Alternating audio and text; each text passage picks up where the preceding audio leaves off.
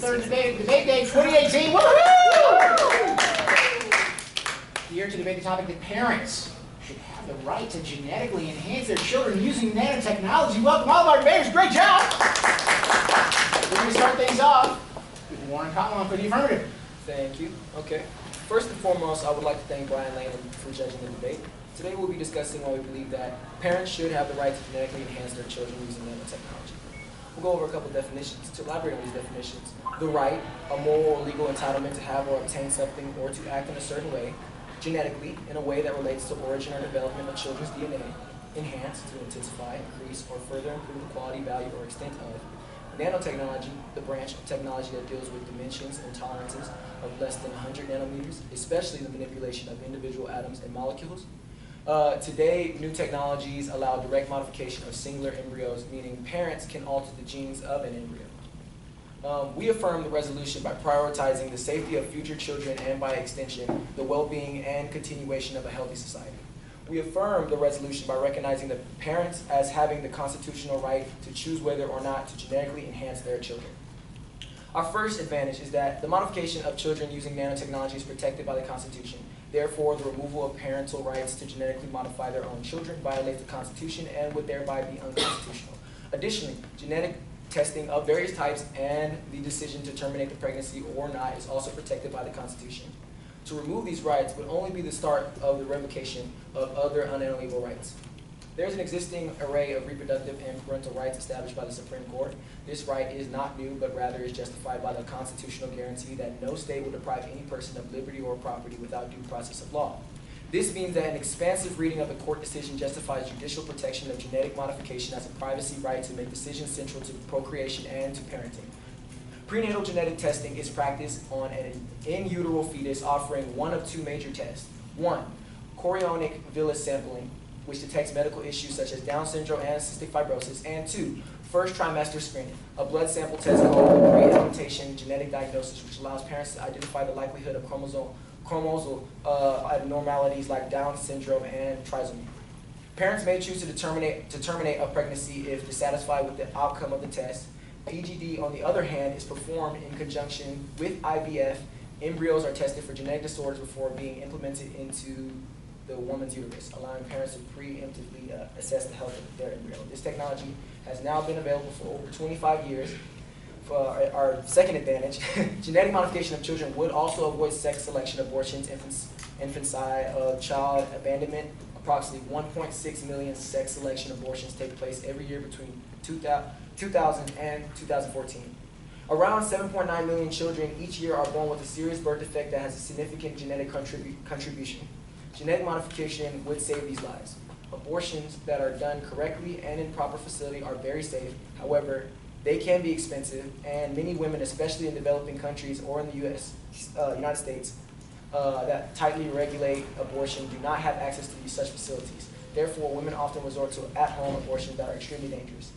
Infanticide is the unlawful killing of infants and female infanticide in the unlawful killing of female infants and babies based on solely on their sex. Infanticide is a result of cultural bias and sex stereotypes, and is especially prevalent in India and China. Females are considered as inferior in almost all aspects of life, which men are valued to their ability to contribute to the family's socioeconomic stability, making finance one of the main reasons for the female infanticide. While sex selection IVF will not stop female infanticide, it will provide families with an alternative to family infanticide, as they can ensure that they have a boy. If sex selection were to be done at the pre-implantation stage, the number of abortions due to sex selection and the number of deaths due to infanticide or child abandonment might be greatly reduced. In conclusion, parents should have the right to genetically enhance their children using nanotechnology. Thank you. All right, thank you, Warren. We go from the negative. Come on, right there, please. Oh, no, you're not. It's Emily. Emily, go check. Sorry.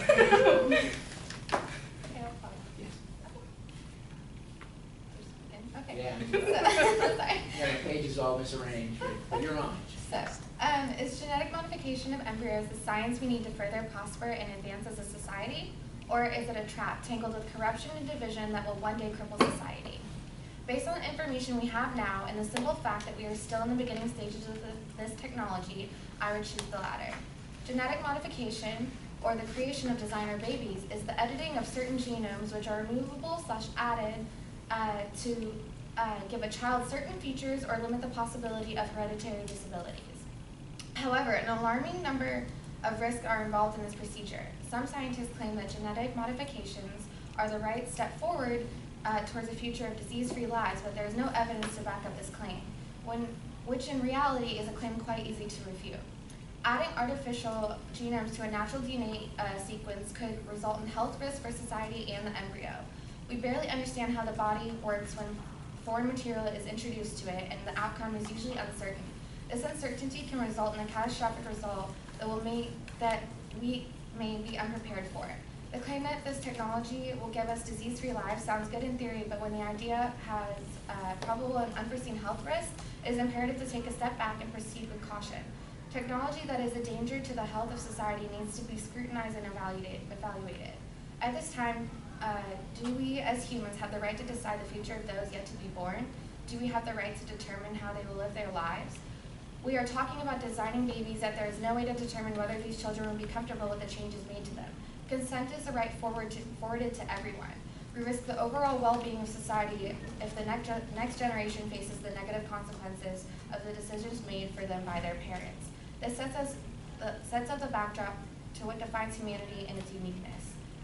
What makes us human can be determined through our inherent creativity and can be seen through our differences. America is the perfect example of this. This country is celebrated for being a melting pot and different backgrounds, attributes, nationalities, characteristics, personalities, and appearances. These are all the things that can be stripped away when we begin to choose how our babies are made. Natural selection has always been more ethical than humans' involvement in this process, just as China's one-child policy, the Nazi Holocaust, forced sterilization, and other forms of eugenics. As Benjamin Parker said, with great power comes great responsibility, and power is most often always tainted by corruption. This is easily proven. Can you think of one government or human-run system that has not been subject to corruption at one point or the other? Usually with advancement comes corruption, and humanity suffers at the hands of those in power. At one point, the Aryan race was considered perfect and beautiful. To Hitler, they were the epitome of perfection. However, this biased opinion always created a divide, and if the standards of society are constantly changing, how can we predict at what rate society will change the definition of beauty, and how technology will take control of that change?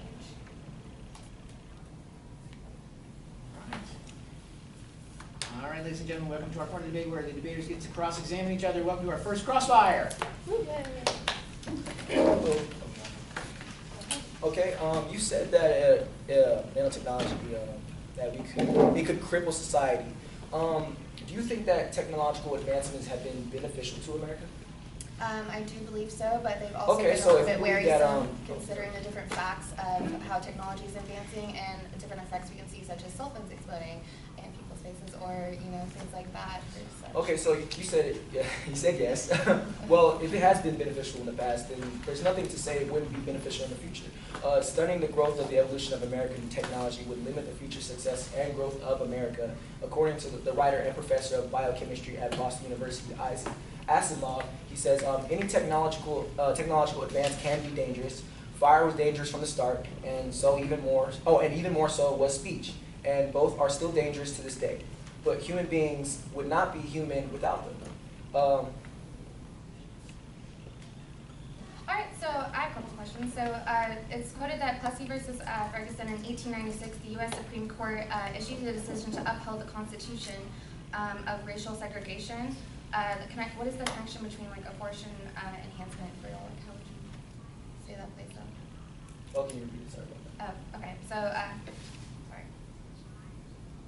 Yeah. Okay, so we're talking about constitutional law here. So the constitutionality of racial segregation. What's the connection for y'all between abortion and enhancement, through genetics? And Plessy versus Ferguson.